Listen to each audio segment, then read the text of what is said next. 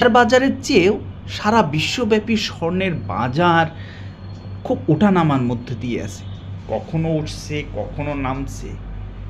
এই পরিস্থিতির মূল কারণ হচ্ছে রাজনৈতিক অস্থিতিশীলতা, যুদ্ধবিগ্রহ, সারা বিশ্বব্যাপী একটা অস্থিতিশীল পরিবেশ। ডলারের দাম কখনো বাড়ছে কমছে, সারা বিশ্বব্যাপী এই সমস্যা।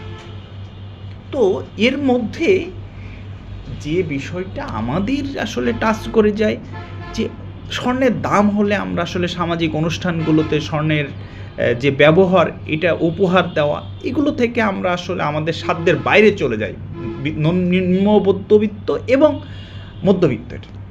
এখন কথা হচ্ছে যে গতকাল একটা ঘোষণা আসলো জুয়েলারি সমিতি থেকে 11,000 টাকা প্রতি ভরিতে, 2,10,14 এমন উঠে যাওয়া থেকে এখন 1 লক্ষ দর কারেকশান হয়ে এখন 1,92,000 কোটি টাকার বা 90,000 কাছাকাছি এরকম।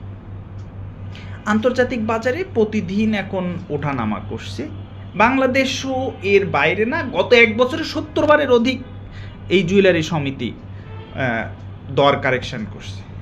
এখন কথা হচ্ছে আরও কি দর কমবে? একদিনে 11,000 টাকা, এইভাবে কি আরও দর কমবে? আন্তর্জাতিক যে পূর্বাভাস দেয় যে সংস্থাগুলো, ব্লুমবার্গ বলেন, রয়টার্স বলেন, এজেন্সিগুলো, এই এজেন্সিগুলো বলছে আগামী আরও 3 থেকে 4 মাস আন্তর্জাতিক বাজারে স্বর্ণের দাম কমবে। কিন্তু 2026 সালের প্রথম প্রান্তিক, অর্থাৎ প্রথম 3 মাস পরে আবার দরের উত্থান ঘটবে। তো এখন কথা হচ্ছে রাষ্ট্রীয়ভাবে সারা বিশ্বব্যাপী স্বর্ণ সংগ্রহের একটা তোড়জোড় চলছে। এখন আপনি ব্যক্তিগতভাবে বিনিয়োগ কোথায় করবেন, স্বর্ণে না অন্য কোথাও, সেটা একান্ত আপনার ব্যক্তিগত ব্যাপার।